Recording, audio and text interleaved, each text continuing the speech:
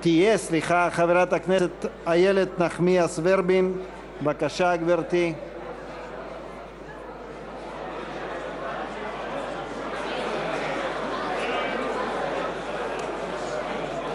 חברי הכנסת, קצת כבוד לנואמים את נאומי הבכורה. חברי הכנסת זהבה גלאון, איתן כבל, יעל גרמן. חברתנו חברת הכנסת נחמיאס ורבין רוצה לנאום את נאום הבכורה שלה. עד 10 דקות לרשות גברתי, בבקשה. כבוד יושב-ראש, חבריי חברי הכנסת, חברי הממשלה, אני מאוד מתרגשת, זה מאוד מוזר כי כבר נאמנו כמה פעמים במליאה ובכל זאת זה אחרת. הזיכרון הראשון שלי כילדה, שבת 2 בצהריים, יישובים סביב השולחן במטבח הקטן של הוריי, ומהטרנזיסטור הכחול מתחילים לבקוע קולות שלימים אלמד כי הם אזעקה עולה ויורדת. מלחמה. אבי אליעזר נחמיאס מרים אותי במהירות על כתפיו למה שתהיה הפעם האחרונה למשך תקופה ארוכה, ואנו יורדים למקלט. אחרי כמה שעות אבא שלי גויס ומשך חודשים לא ראינוהו. על פי הסיפורים לא זיהיתי אותו עם שובו. הייתי בת 3 כשפרצה מלחמת יום כיפור. בבואי היום לעמוד בפניכם, אני גם ילדה בת 3 אשר זהו הזיכרון הראשון שלה. ישראל שלי, ישראל של כולנו, ארצי האהובה. אני כל כך נרגשת מהזכות שנפלה בחלקי לשרת את הציבור הישראלי, יהודים, דרוזים וערבים, דתיים וחילוניים, עולים וותיקים, נשים וגברים, ילדים וקשישים, הומואים, לסביות, טרנסג'נדרים והטרוסקסואלים, אנשים ומוגבלויות, וסתם אנשים באמצע הדרך שפשוט רוצים לחיות בישראל שבה גדלנו. בזאת שלרגע אנו שווים אליה בעיתות מלחמה, שבה יש ערבות הדדית ומגע אישי, שהיא ציונית אך מאחדת, מכילה דעות שונות כי היא דמוקרטית ושוויונית, כי הציונות והיהדות אינן מפלות ומפלגות, אלא מחברות ומאחדות. האם זה אפשרי, אני שואלת את עצמי ואתכם, לחזור לחלום הישראלי? עומדת אני לפניכם היום בענווה גמורה, אך מסתכלת בחשש גדול על עתיד המפעל הציוני הענק, המפעל שאבותיי ואמותיי היו בו חלוצות וחלוצים והתמסרו לחלוטין לעבודת בניין הארץ. סבי מצד אמי אברהם שטרן גדל בצפת למשפחות שטרן ופיין, אשר התיישבה בה כבר במאה ה-18 לפני כ-250 שנה. משפחה חסידית אשר עסקה בלימוד תורה, במקביל ליזמות בלתי פוסקת, ובנתה 2 מלונות על הר כנען. צד זה של משפחתי, ובעיקר דודתה של אמי דבורה, לימדו אותי שאין דתי וחילוני, אין אדוק וחופשי. המחשבה העצמאית של הרב סולובייצ'יק הייתה לדרך במשפחתי, והיה ברור כי הבחירה האישית אם להיות דתי או לא אינה מרחיקה אותם האחד מהשני. במלחמת העולם השנייה התגייס סבי לבריגדה, שירת במצרים, ושם הכיר את סבתי שרה. סבתי שרה שטרן, שצופה בנו עכשיו, לבית קרסיק, תיבדל לחיים ארוכים, אשר מלאו לה 90 רק לפני מספר שבועות. בדמה זורמת החלוציות. אביה מיכאל קרסיק, בנו של שמחה מראשוני העיר רמת גן, נולד בארץ, היה מראשוני באר טוביה ומשבעת מייסדי נהלל. יחד עמו עלתה על הקרקע סבתי נחמה לבית פליישצ'יק, אשר עלתה לארץ בשנת 1912, ומשפחתה נמנתה עם ראשוני עין גנים בפתח תקווה. בפטירתה הפתאומית בשנת 1937 הותירה אחריה משפחה דואבת, אך מחויבותם שלה ושל מיכאל לאדמת עמק יזרעאל היפה רשומה עודנה במשק מספר 57 בעיגול, שבן דודי אלון עודו מחזיק בו ומתמיד במורשת החקלאית. סבי וסבתי הגיעו לתל אביב עם שובה מהצבא הבריטי, וסבי היה פעיל באצ"ל וחירותניק עד יומו האחרון. הבוקר שבו רץ לחוף כאשר שמע על אלטלנה היה אחד מהסיפורים שליוו את ילדותי. כיזם בנשמה הקים את אולמי תכלת בתל אביב עם אחיו ואת קפה תמר, אותו המשיכה לנהל סבתי מאז פטירתו, וזאת היא עושה עד עתה.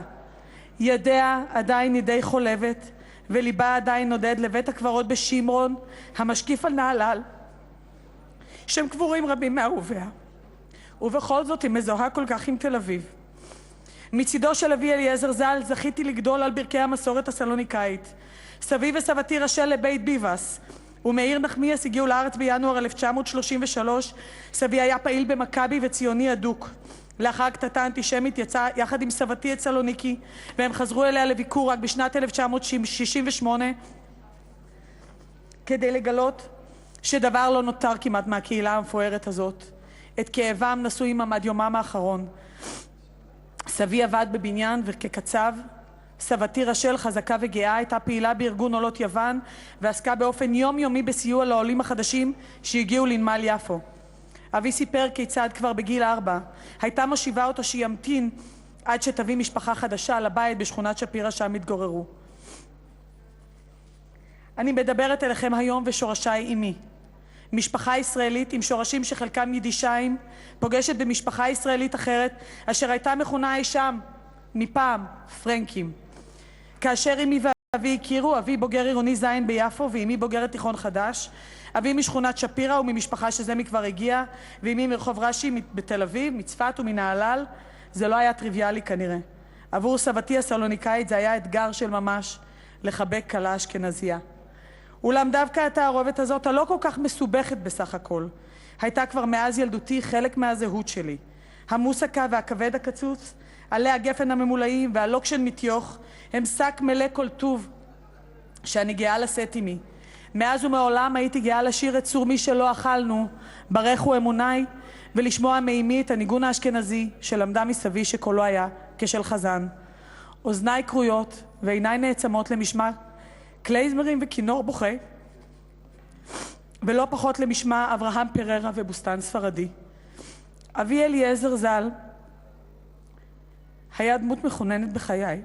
הוא גדל יחד עם אחיו בשכונת שפירא, כאשר אמם מחזיקה אותם ביד חזקה, מחשש שיצאו לדרך רעה כהגדרתה. אבי הנחוש, שבקושי סיים את התיכון, הצליח בעזרת כישרונו המופלא בנגינה על גיטרה, לממן את לימודי ההנדסה בטכניון, והקים לפני 45 שנים מפעל תעשייתי בשם תבליט פלסטיק. בין מכונות בבית המלאכה שייצרו סכו"ם מפלסטיק, חלקי צעצועים ודגמי מטוסים לתעשייה האווירית, התווה אבי את דרכו של המפעל לשוק ההשקיה הישראלי בעל המוניטין העולמי. כי יזם וכיצואן השכיל לפתח שווקים חדשים ומוצרים חיוניים לשימוש יעיל במים בחקלאות. אהבת התעשייה הוטבעה בי כאשר היו מגיעים הביתה קרטונים של מוצרים על מנת שנוכל לפרקם או להרכיבם כדי לסייע בעומס במה שהפך מבית מלאכה למפעל של ממש. עם פטירתו של אבי, ללא כל הכנה מוקדמת לפני כ8 שנים, התחייבנו, אחי יואב ואני, לדרכו, ובעיקר לשאיפתו להמשיך לטפח ולהשקיע בתעשייה הישראלית. גדלתי בתל אביב בשנות ה-70. אלה היו שנים בהן כולם היו אותו דבר, כמעט. גבעת עמל הייתה בקרבת ביתי, כבר אז פצצת זמן מתקתקת שבתוכה חיים אנשים. אבל בסך הכל רובנו גדלנו במשפחות מעמד ביניים אמיתי, שבהן לרוב נשא האב בפרנסת הבית. אך משכורת אחת הספיקה לצורכי המשפחה, לרכישת דירה ולפנסיה מכובדת. הגם שאימי תמיד עבדה כעורכת בעיתונות ובספרות, העובדה שגדלתי לתוך משפחה של עצמאים הותירה בי את חותם התנודתיות המורכבת הנלווית לכוח להיות יזם, אך גם למחיר הכבד שנלווה לחיים אלה, בעיקר האחריות העצומה לעובדיך ולמשפחתך. בסדר הזה אגב. העובדה שהמשפחה של היום, המורכבת לעתים קרובות מהורה יחידנית או מזוג חד מיני, כבר אינה יכולה להסתמך על משכורת אחת, לא לצורך קיומה ולא לצורך חיסכון עתידי או רכישת דירה. חוסר הביטחון האזרחי העצום הזה עומד לנגד עיניי כל העת. כשהייתי בת 12 פרצה מלחמת לבנון הראשונה. סיימנו את בית הספר היסודי ללא שום חגיגות. אבי היה אז באגם קראון, צופה אל הרי השוף, כפי שכתב לנו בגלויה הראשונה אחרי שגויס. ואת אמי הבוכה, כי מבינה את מה שאני אבין רק לימים, דמעות של חרדה. אני זוכרת אותו מגיע מאובק לחתונתה של בת דודתי, של אחייניתו, חני, שהתקיימה תוך כדי המלחמה. האושר שבהפוגה. בביתנו הוויכוח והשיח הפוליטי היה דומיננטי ועבר משולחנות קפה תמר לשולחן הפורמייקה במטבח הוריי. מעורבות אישית, תמיד.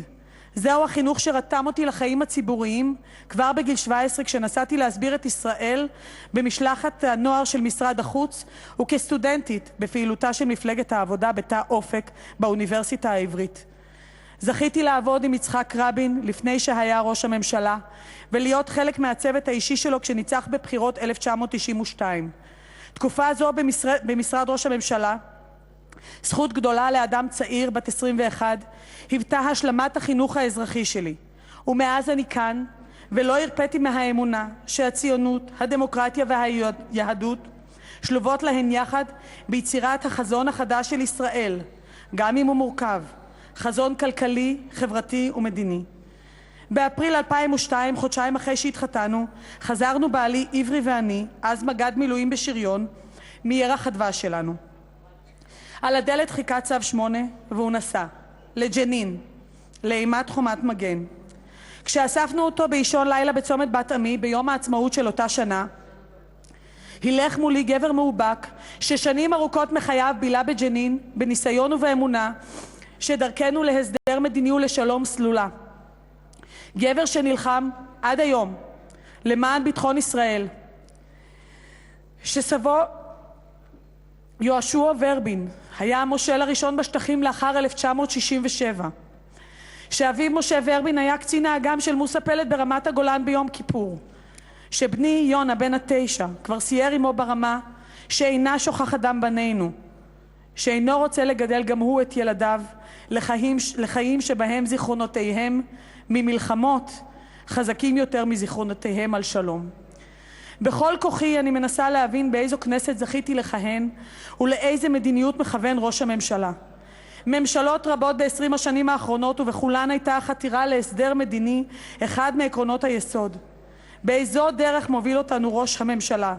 אולי היה רצוי לכתוב סוף סוף בעקרונות יסוד הממשלה כי כולנו ישראלים ולכולנו זקוקה הארץ הזאת כדי לצמוח ולהתפתח, שהרי השלום בתוכנו מדאיג לפחות באותה מידה.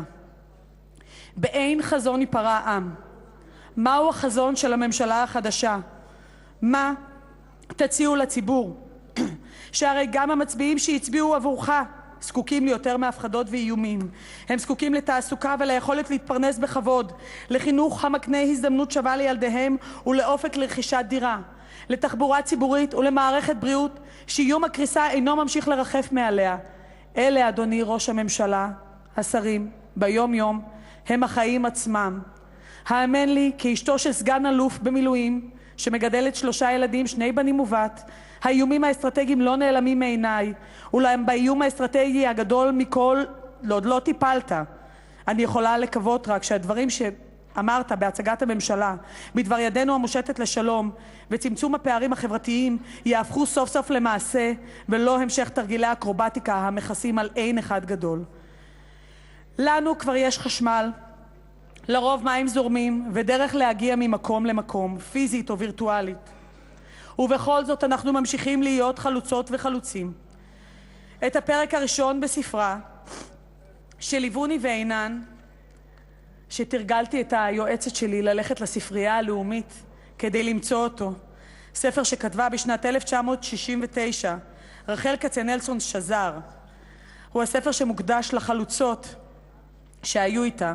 היא מקדישה את הפרק הראשון לסבתי הגדולה, נחמה. וכך היא כותבת עליה: שונים היינו בקבוצה הזאת, שונה היה הגיל, העבר וההשכלה. אולם כל זה לא פגע בשלמות הרגשת השיתוף. בנחמה היו הקווים האלה היוצרים הוואי פועלי. זה הנועם והשקט של פועלת חקלאית, אשר כל עבודה קרובה לה, וזו האווירה אשר זוג ידיים מיובלות ורוח האדם המרוכזת יוצרים אותה. האווירה המעלה כל אחד, המשווה את השונים והרחוקים, ויוצרת את רמתו הגבוהה של קיבוץ אנשים עובדים. אני מקווה שגם בבית הזה ניצור יחד קיבוץ אנשים עובדים. עומדת אני כאן לפניכם ומבקשת להודות מעומק ליבי לבעלי עברי, אישי ובן זוגי, לילדינו שחלמנו שנים רבות לפני שזכינו להחזיק בהם. יונה, אסף ואלמה, לאמי נחמה, שהדריכה אותי יותר מכפי שאני אומרת לה, לדודתי מיכי, שהיא כאימא שנייה לי, ולאחי אהובי, יואב נחמיאס, אשר יחד עם בעלי הם העוצמה השקטה שלי. לאבי אליעזר האהוב, שלא זכיתי שילווה אותי ביום כניסתי לכנסת ישראל, אך את רישומו על חיי תראו בעבודתי.